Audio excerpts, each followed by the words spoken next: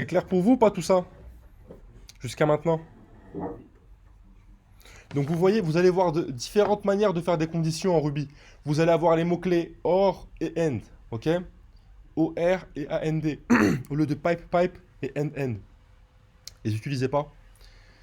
C'est notre logique. Il y a les différences entre pipe, pipe et OR et end, end et le mot-clé end. Il y a des petites différences, donc ne les utilisez jamais. Préférez plutôt pipe, pipe et end, end, ok?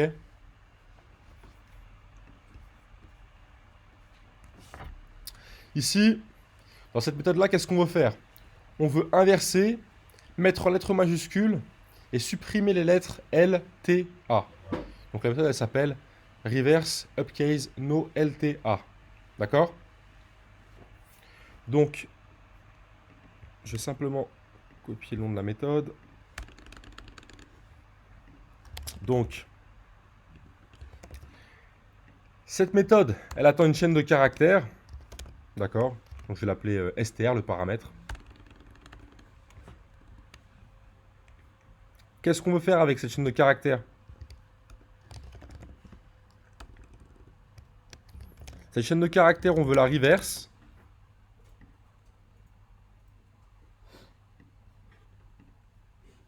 On veut la mettre en majuscule. Donc upcase.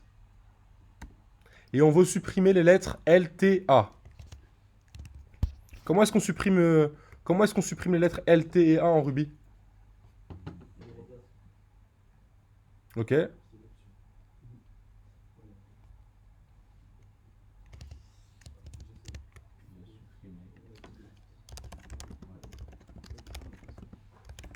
Là, moi, regardez le mot, ce que j'ai cherché.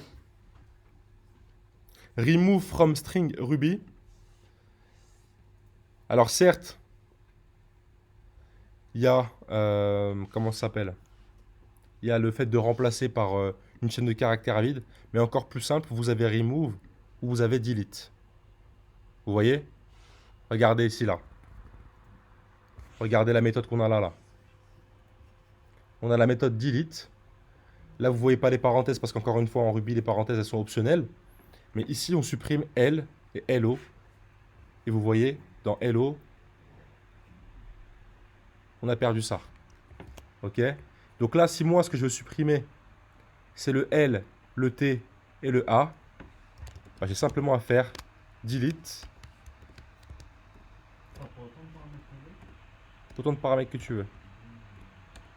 L, T, A. Ok? Encore une fois, c'est super important que vous fassiez les recherches sur Google, parce que vous allez voir que Ruby, c'est hyper explicite.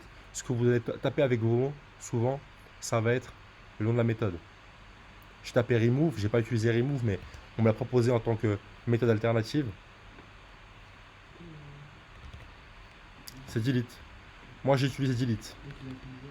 Hein? T'as fait quoi?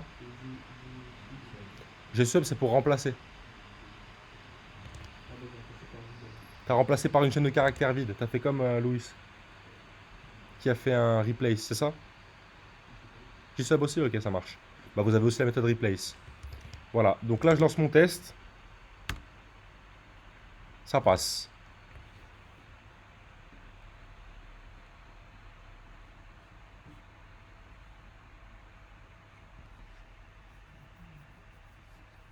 Là, ici, on a une méthode qui s'appelle array42. Donc, array42, ça prend un tableau en paramètres, donc un array, et ça doit retourner true s'il y a 42 dans les items, enfin parmi les valeurs, et false si c'est pas le cas. Donc là, je vous ai mis une petite astuce. Je vous ai mis should be two lines and can be one. Et il y a une autre astuce, c'est Google Ruby array each. Donc en gros, là, ce qu'on vous dit, c'est que on doit retourner true si jamais l'array contient 42. Donc là, on va créer la méthode. Donc def array 42 qui va prendre un array Moi, je vous ai mis Ruby each comme insight, mais en vérité, on peut simplement taper check if array contains value Ruby. Regardez souvent l'autocomplétion de Google hein, quand vous faites vos recherches. Ça, je vous l'apprends pas, les recherches, toujours en anglais. Donc là, vous voyez sur Stack Overflow, how to check if a value exists in an array in Ruby. Et là, vous voyez, on a une méthode qui s'appelle quoi? Qui s'appelle include. Vous voyez, ici, on a un tableau qui contient cat, dog, bird. On utilise la méthode include dessus. Si on lui passe dog, il doit renvoyer true. Donc là, qu'est-ce que je vais faire? Je vais simplement faire un return r.include. R, vous comprenez bien que c'est le paramètre que j'ai mis ici, hein, lors de l'appel de la méthode. 42. Là, si je lance mon test, une erreur en moins, parce que c'est bon. Et comment est-ce que je peux optimiser le code que j'ai fait ici, là? C'est ça, je peux retirer le return. C'est pas obligatoire, parce que par défaut, ma méthode include, elle renvoie false ou true. Ok? Je sais pas si j'ai vu quelqu'un d'entre vous le faire, mais je veux surtout pas voir ça. Return. Alors, if r.include 42 est égal à true, return true. Else, return false. Ça, je veux pas le voir, hein. D'accord? Pas besoin de faire de return true ou de return false. La méthode qu'on a ici, elle retourne déjà soit false, soit true. Ok?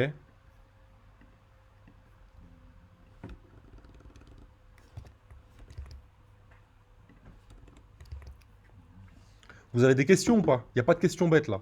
C'est maintenant qu'il faut poser les questions.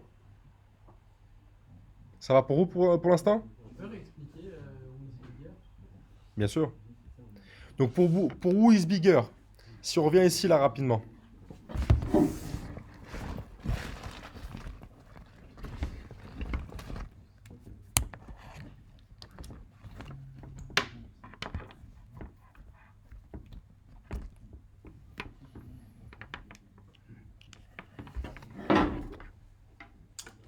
Qu'est-ce que tu n'as pas compris sur Who is Bigger? Après le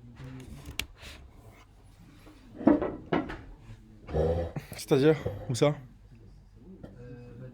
début tu fais if A est plus grand que B, A est plus grand que C, Mhm. et c'est le else if pas trop. Bah en gros, regarde. En gros, la méthode Who is Bigger, qu'est-ce qu'elle veut faire? Elle veut déterminer lequel de mes paramètres est le plus grand. Donc on a A, B et C. Dans le premier cas, si A est plus grand que B et que A est plus grand que C, alors on va retourner A is bigger. Si on ne rentre pas dans cette condition-là, si A n'est pas plus grand que B et C, alors on va rentrer dans la deuxième condition. Ouais, c'est bon, je comprends. D'accord? Donc là, on va tester une deuxième condition. Si B est plus grand que A et que B est plus grand que C, alors c'est B qui est le plus grand. Ouais, c'est bon, je comprends. Ensuite, dernier cas, c'est la dernière hypothèse qui nous reste. Donc pas besoin de mettre la condition de manière explicite. C'est l'autre cas, enfin dans tous les cas, le dernier cas ce sera celui-là. On retourne que C est plus grand. C'est bon? Ok. N'hésitez pas, hein. Toutes les questions, c'est maintenant qu'il faut les poser.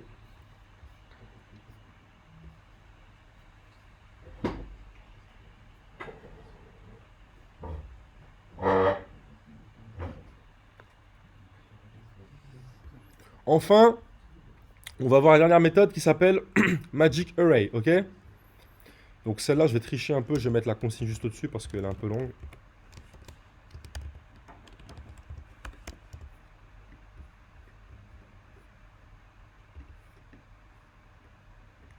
Qu'est-ce qu'elle fait cette méthode? Elle prend un paramètre array.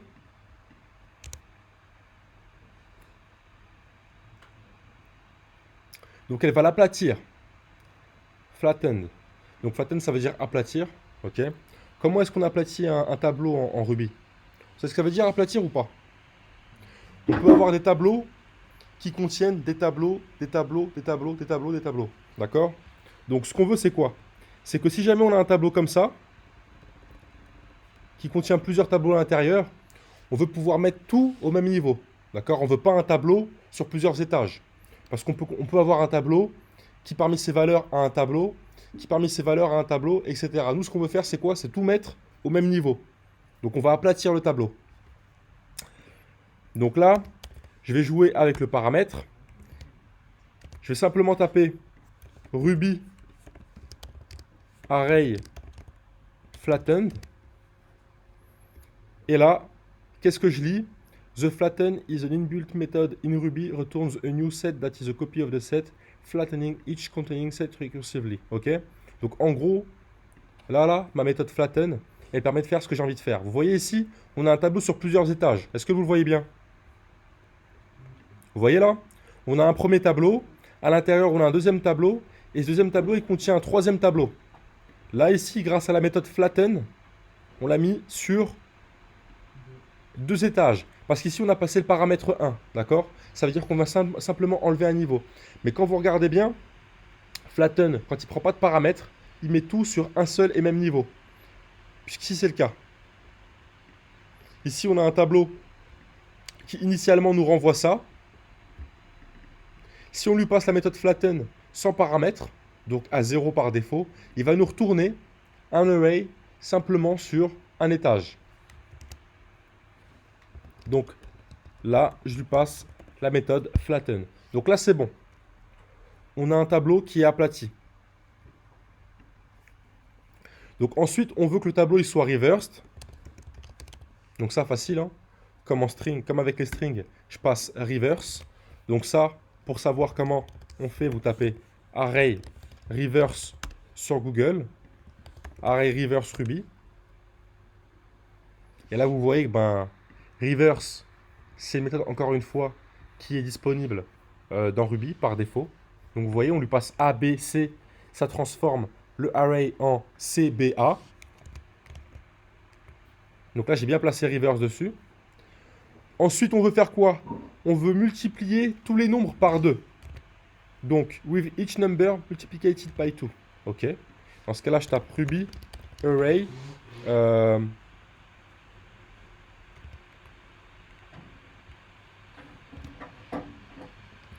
Ruby array each number multiplicated. How to multiply each number in array by 2 in Ruby. Et bien là, il y a un mec qui nous passe une méthode. C'est la méthode .map. Donc la méthode .map en Ruby, c'est un itérateur, d'accord? Ici, on a ce qu'on appelle un bloc. C'est comme lorsque vous faites .eachDo, sauf que vous pouvez le faire sur une seule ligne. Donc là, je vais regarder la méthode map en Ruby. Quelquefois, vous allez voir la réponse sur Stack Overflow. Il ne faut pas vous fier à la réponse que vous avez, d'accord?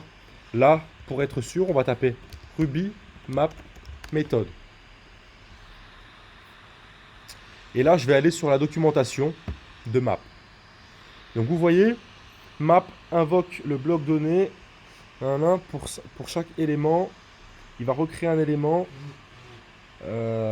qui contient les valeurs retournées par le bloc. Le bloc, c'est ce que vous avez ici entre accolades.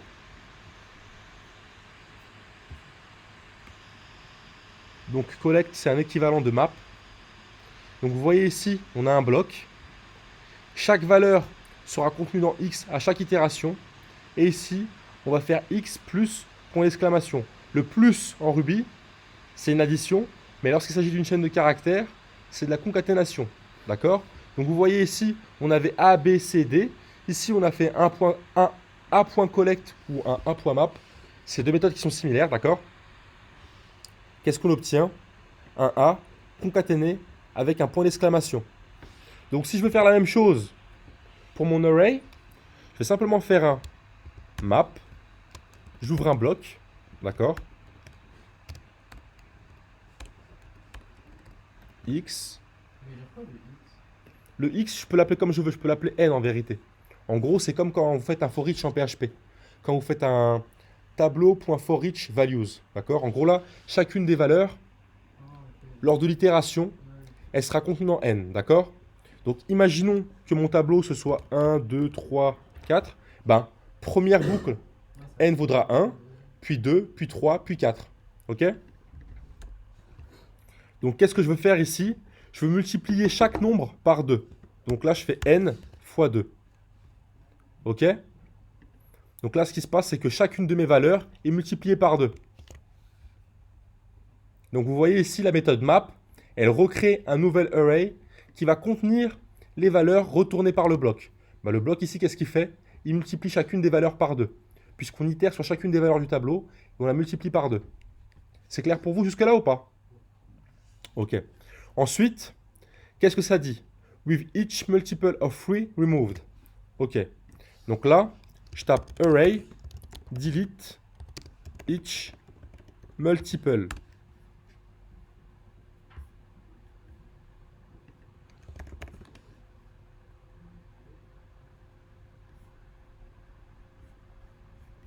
Ok. Là, je trouve pas d'exemple pour mon cas parce qu'il est trop précis. D'accord? Supprimer un multiple en recherche Google, c'est un petit peu trop précis. Donc, ce que je vais faire, c'est Ruby array delete if condition. Et là, qu'est-ce que ça me dit dans Stack Overflow? How to remove all elements that satisfy a condition in array. Parfait. Là, on propose deux méthodes. Reject et delete if. Ok? Donc, reject, qu'est-ce que ça fait ici? En gros, ça va supprimer. Il y a reject qui est disponible. On va préférer delete if parce que c'est beaucoup plus explicite. Quelqu'un qui passera sur le code après, il comprendra encore mieux avec delete if plutôt que reject. Après, pour le choix de la méthode, ça peut se faire en fonction de comment est-ce que ça s'appelle? De la rapidité d'exécution. Peut-être que reject c'est plus efficace que delete. On n'en est pas encore là, donc pour l'instant, on va prendre la méthode qui est la plus explicite, d'accord? Et là, dans notre cas présent, c'est delete if. Parce que delete if, ça veut dire supprime si. Et là, lui, ben, ce qu'il fait dans son cas, c'est qu'il supprime la valeur si la valeur est inférieure à 3. Dans notre cas, nous, qu'est-ce qu'on veut faire? On veut supprimer la valeur si la valeur est un multiple de 3. Comment est-ce qu'on fait pour savoir si la valeur est un multiple de 3? Exactement. Donc là, moi, je fais delete if. Pareil, je repasse un bloc. Donc là, j'ai utilisé n tout à l'heure, mais en vérité, je peux utiliser x. Hein. Donc là, juste pour l'exemple, je vous montre que je peux utiliser x. X divisé par 3 est égal à 0, par exemple. Vous avez autre chose, vous, ou pas?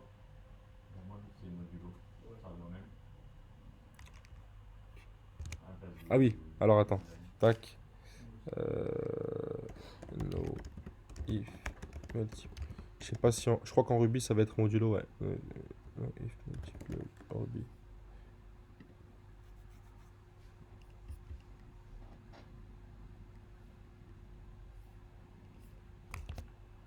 Ouais, je crois que tu as raison parce que dans tous les cas, il fera pas la. Il retournera 0 si jamais c'est pas un multiple avec le signe divisé. Donc en effet, ouais, on va mettre modulo. Donc là, on vient supprimer x si x est divisible par 3. Donc si x est un multiple de 3. Ça va pour vous jusque là ou pas? Bon là c'est même plus de. Là c'est pas du Ruby, hein. Là c'est des maths en vérité. Hein.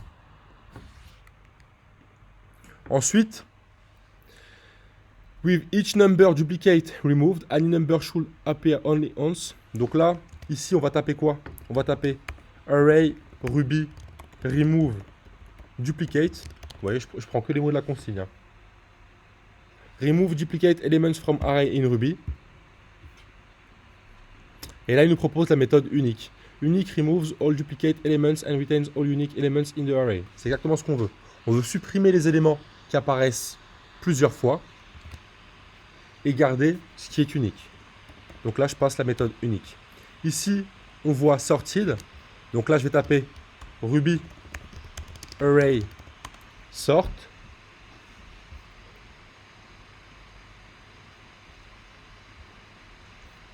Et là, je vois que j'ai une méthode qui s'appelle sort qui permet de ordonner mon tableau.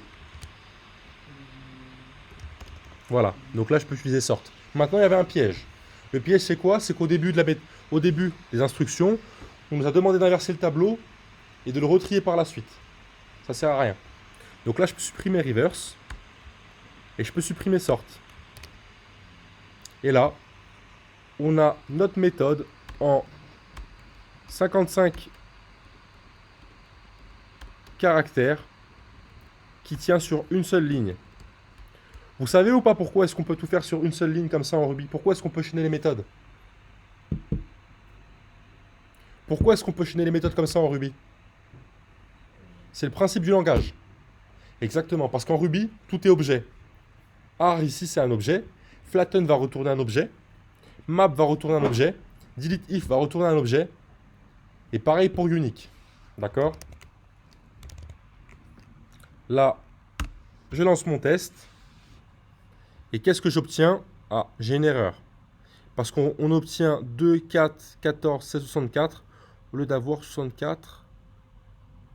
Et c'est parce que du coup c'est quatrième. Donc les valeurs de base. Ah oui, c'est vrai, t'as raison. J'ai supprimé reverse et sort. Donc là, il faut qu'on remette sort. Pardon. Donc là, si je relance, c'est bon. Mon test est passé.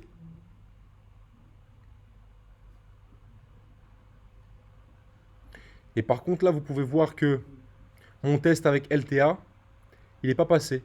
Parce qu'on expectait ça.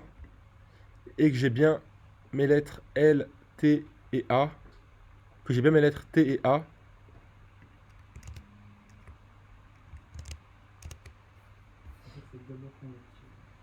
Pardon? Non, mais c'est parce que... Tac, attends. Je pense que c'est juste pour ça. Tac. On peut pas passer plusieurs paramètres, j'ai l'impression. Tac. Je vais pas vous mentir, hein, j'utilise rarement cette méthode-là, donc tac. Voilà, c'est bon, on est bon. Il faut pas passer plusieurs paramètres, plusieurs caractères dans la méthode delete. Et là, le seul test qui nous reste, bon, c'est le premier test, hein, on va pas le faire ensemble, je pense qu'il est très simple. Il s'agit simplement de définir des variables. Voilà.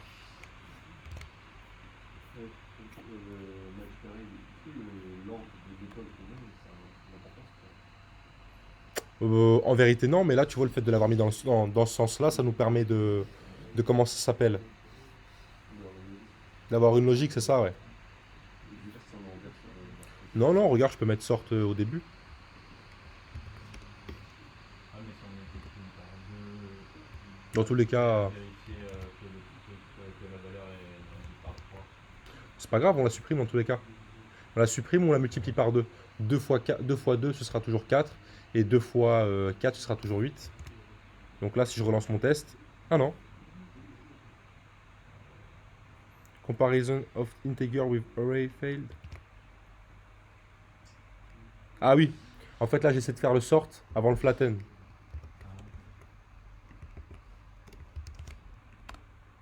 Et voilà, on est bon. Mais dans tous les cas, si mon nombre c'est 3 et que je multiplie par 2, ça vaudra 6.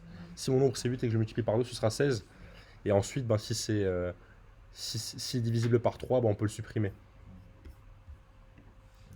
C'est clair pour vous? Vous avez des questions par rapport à ce qu'on vient de voir là? Si vous avez des questions, posez-les moi. C'est super important. Moi j'ai un problème, c'est par rapport aux exos. Là, ils me disent basique require. Alors que ça marchait bien. Tu peux voir? C'est bon pour vous? Pas de questions là? Ok. Là, je vous ai fait